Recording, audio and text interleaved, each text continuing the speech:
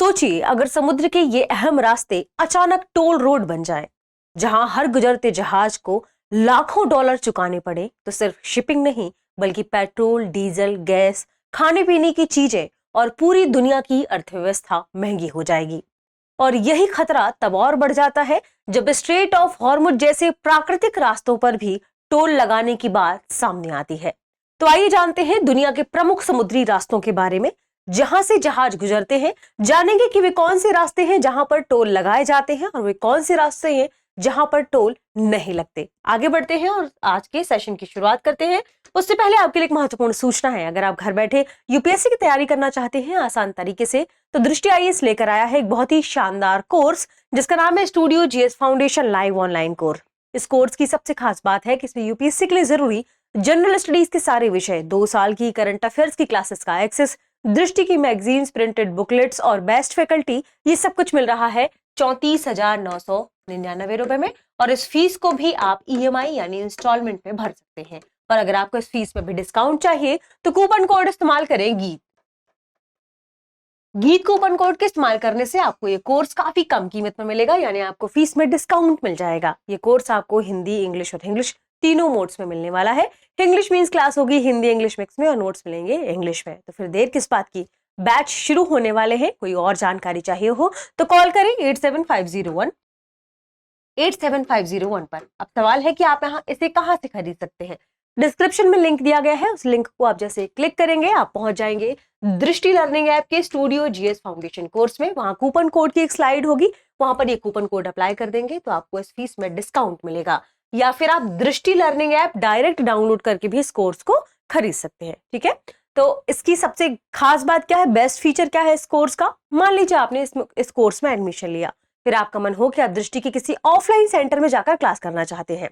आप भविष्य में कभी भी दृष्टि के ऑफलाइन सेंटर जाकर क्लास करेंगे तो वहां की फीस में आपकी पूरी फीस एडजस्ट हो जाएगी। इसका मतलब ये कोर्स आपको मिल रहा है बिल्कुल फ्री। तो इस मौके का फायदा उठाइए, घर बैठे अपने यूपीएससी की प्रिपरेशन के फाउंडेशन को मजबूत करना शुरू कर दीजिए। आगे बढ़ते हैं और देखते हैं प्रमुख उन जलडमरू मध्यों के बारे में या उन कैनाल्स के बारे में जो स्ट्रेटेजिक इंपॉर्टेंस रखती हैं, जहां से दुनिया की अर्थव्यवस्था प्रभावित हो सकती है। और कौन से ऐसे कैनाल या जलडमरू मध्य हैं जहां पर आप कह सकते हैं टोल लगता है और कहां टोल नहीं लगता।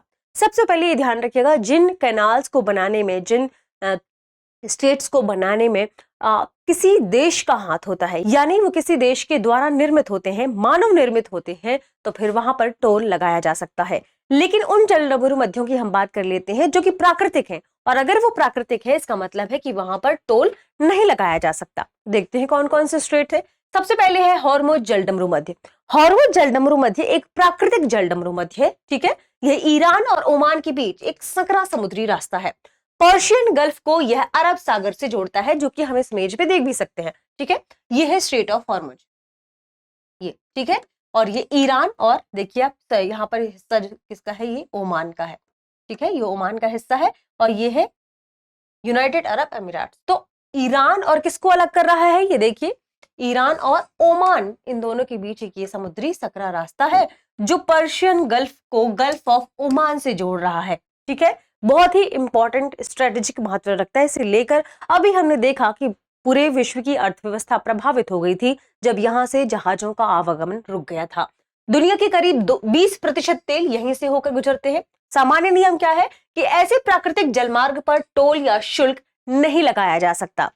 लेकिन हाल ही में क्या हुआ है, ऐसी बातें सामने आई हैं कि ईरान इन पर टोल लगाना चाह रहा था। ठीक है, लेकिन खबर है कि ईरान कुछ जहाजों से शुल्क लेने की कोशिश कर रहा है जो अंतर्राष्ट्रीय नियमों के खिलाफ माना जा रहा है।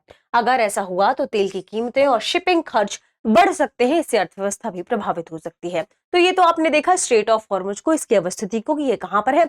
आगे बढ़ती है और देखते हैं हमारी अगली कैनाल को या अगली जलडमरू मध्य को। अगला है स्वेज नहर। ठीक है, अब ये है कहां पर स्वेज नहर, ध्यान रखिएगा ये मिस्र में है। ठीक है, तो आपके सामने जो मैप है उसमें आपको दिखाते हैं कहां पर। ये है रेड सी, और रेड सी जाकर ये देखिए दो धाराओं में विभाजित है, जिसमें से ये जो धारा अंदर की तरफ गई है, ये हिस्सा क्या है, इजिप्ट का, ये मिस्र का हिस्सा है। ठीक है, और यहां पर ये देखिए छोटा सा हिस्सा है, इसे क्या कहते हैं हम, गल्फ ऑफ स्वेज। ये क्या है, एक गल्फ ऑफ स्वेज है, ध्यान रखिएगा। और यही स्वेज का हिस्सा यहां आगे बढ़ा है, और ये जो निर्मित है ये यहाँ पर प्राकृतिक रूप से नहीं है, ये मानव निर्मित है, ध्यान रखिएगा। स्वेज नहर को मानव निर्मित नहर माना जाता है, ये यहां से यहां, ठीक है, जो कि आप देखिए मेडिटेरेनियन सी को किससे कनेक्ट कर रही है, गल्फ ऑफ स्वेज से, इन दोनों को यह कनेक्ट करने का काम करती है। यह एक मानव निर्मित नहर है। तो मिस्र में बनी एक मानव निर्मित नहर स्वेज नहर है। यह यूरोप और एशिया के बीच जहाजों का रास्ता छोटा कर देती है, यानी एक बहुत लंबे रास्ते को छोटे रास्ते में तब बदल देती है, यानी अफ्रीका को पूरा घूमकर जाने की जरूरत यहां नहीं पड़ती। यहां भारी टोल लिया जाता है, बड़े जहाजों से $2 लाख तक टोल लिया जाता है। यह मिस्र की बड़ी कमाई का स्रोत माना जाता है, यानी जब भी हम बात करेंगे इजिप्ट की, तो इजिप्ट के लिए जो सोर्स है कमाई का वो क्या है, यही टोल है। अगर यहाँ रुकावट आए, जैसे कि 2021 में आई भी थी, तो दुनिया भर के व्यापार पर असर पड़ता है, क्योंकि यहाँ पर टोल बढ़ जाता है, और जैसे ही टोल बढ़ा तो वहां से जो भी सामान जहाज लेकर जाती है, उस जहाज की कीमतों के साथ उस सामान की कीमतें भी बहुत ज्यादा बढ़ जाती है, जिसकी वजह से वैश्विक अर्थव्यवस्था प्रभावित होने का खतरा होता है।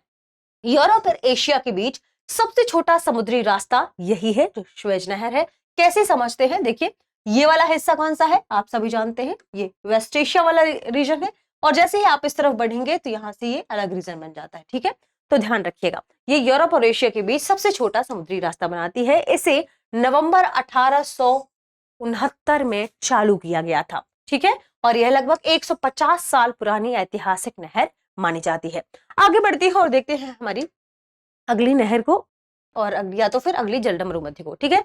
पनामा नहर, पनामा कैनाल आपने खूब नाम सुना होगा, और इसकी एक खास तकनीक है, जिसे हमने देखा कि जैसे ये जहाजों को ऊपर उठाकर 20 से 26 मीटर, लोग कई बार देखा होगा, आपने लिखा होगा, उठाकर फिर वापस से नीचे लाने के कार्य करती है, यानी एक लिफ्ट की तरह यहाँ तकनीक काम करती है।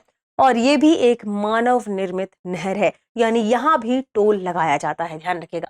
यह लगभग 80 किलोमीटर लंबा मानव निर्मित जलमार्ग है, जो अटलांटिक और पैसिफिक महासागर को जोड़ती है, अटलांटिक और पैसिफिक ओशन को जोड़ती है। इसे हम दो इमेज है आपके लिए, ठीक है।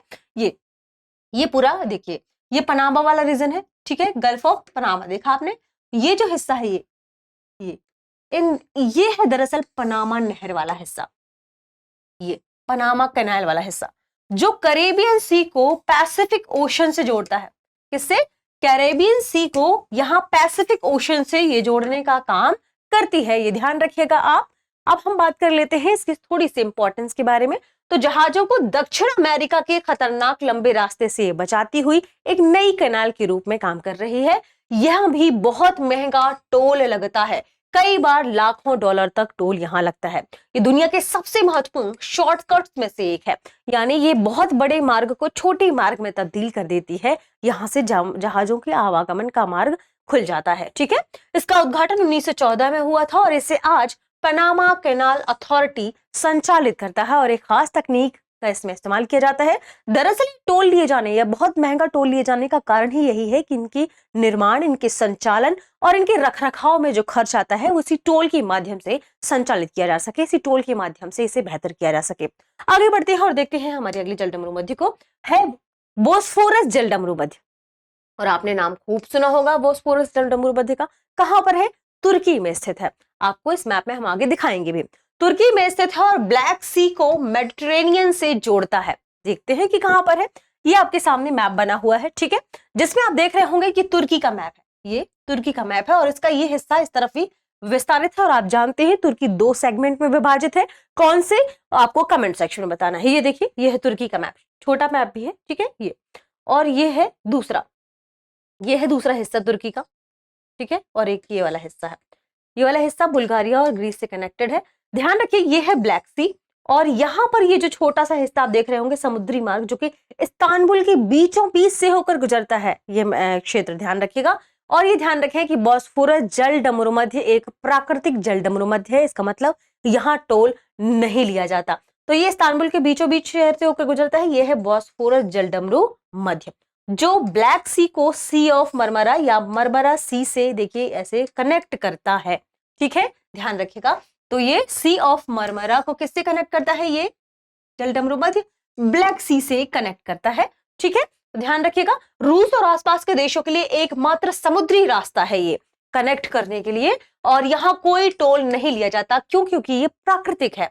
लेकिन भारी ट्रैफिक के कारण यहाँ पर कड़े नियम लागू होते हैं ताकि इस क्षेत्र में दुर्घटनाएं ना हो पाए। ठीक है, आगे बढ़ते हैं और देखते हैं हमारे अगले जलडमरू मध्य को, मलक्का जलडमरू मध्य, जिसे लेकर एक कंसेप्ट खूब चर्चा में आता है, मलक्का डायलेमा, जो कि चीन के संदर्भ में चर्चा में रहता है।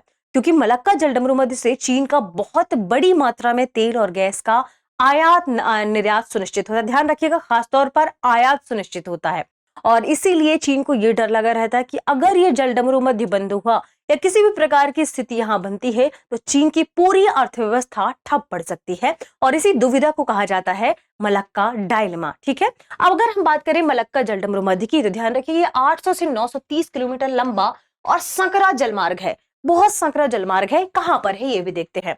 ये है हमारा प्यारा भारत, और भारत से ठीक आप इस हिस्से में जैसे ही जाएंगे हिंद महासागर वाले रीजन में, तो हिंद महासागर में देखिए ये मलेशिया वाला रीजन है, और ये देखिए, और यहीं पर क्या है, सिंगापुर। ठीक है, और ये सिंगापुर के हिस्से के पास देखिए, यहां से ये जो जलडमरू मध्य गुजर रहा है, ये है स्ट्रेट ऑफ मलक्का, यानी मलक्का जलडमरू मध्य। और ये वही जलडमरू मध्य है जो हिंद महासागर को दक्षिण चीन सागर से कनेक्ट करता है। ये देखिए, कनेक्टिविटी इससे मिल जाती है। तो चीन की सप्लाई का माध्यम क्या है, ये पूरी दुनिया से यही रीजन है, बहुत महत्वपूर्ण है। तो इसी के एवज में वो कई अपने और रास्ते तैयार कर रहा है कि भविष्य में कोई संकट होता है तो फिर वो दूसरे रास्तों का उपयोग कर पाएगा। ये मलेशिया, इंडोनेशिया और सिंगापुर के बीच है। भारत, चीन और यूरोप के बीच व्यापार का मुख्य रास्ता है। यहाँ कोई टोल नहीं लगता क्योंकि एक प्राकृतिक जलमार्ग है, लेकिन यह पायरेसी यानी समुद्री डकैती, भीड़ और तनाव के कारण काफी संवेदनशील क्षेत्र हो जाता है। यहाँ 25% से ज्यादा वैश्विक व्यापार और एशिया के 70% तेल आयात का परिवहन होता है। तो इस मैप में भी आप समझ सकते हैं, ये है भारत। तो इस हिस्से में देखिए, आप जैसे ही हिंद महासागर के पूर्वी उत्तर पूर्वी हिस्से में आएंगे तो आपको यहाँ पर मलक्का स्ट्रेट मिलेगा, जो मलेशिया आपने देखा, इंडोनेशिया और यहाँ पर है सिंगापुर, इनके बीचों बीच स्थित है। ठीक है, तो ये थे महत्वपूर्ण रीजंस जिसके बारे में हमने चर्चा की। अब सवाल हमने देख लिया कि क्यों नहीं लगता टोल, क्योंकि प्राकृतिक ये जलमार्ग है जहां मानव निर्मित है, जिनमें देशों के पैसे लगे हुए हैं, उन्होंने वहां पर खास तौर पर अपना धन लगाया है, तो फिर उसे अर्जित करने के लिए वहां पर टोल लेते हैं। ठीक है, ध्यान रखिएगा। आज के सेशन पर आधारित हमारा प्रश्न है, कौन सा मार्ग अटलांटिक और पैसिफिक ओशन को कनेक्ट करता है? Option A strait of Malacca, option B Panama canal, option C Bosphorus strait, option D strait of Hormuz. इस प्रश्न का सही जवाब कमेंट सेक्शन में देना ना भूलें। मिलते हैं अगली वीडियो में, शुक्रिया। अब एग्जाम की तैयारी को और बेहतर करने के लिए हमारे चैनल को लाइक, शेयर और सब्सक्राइब करना ना भूलें।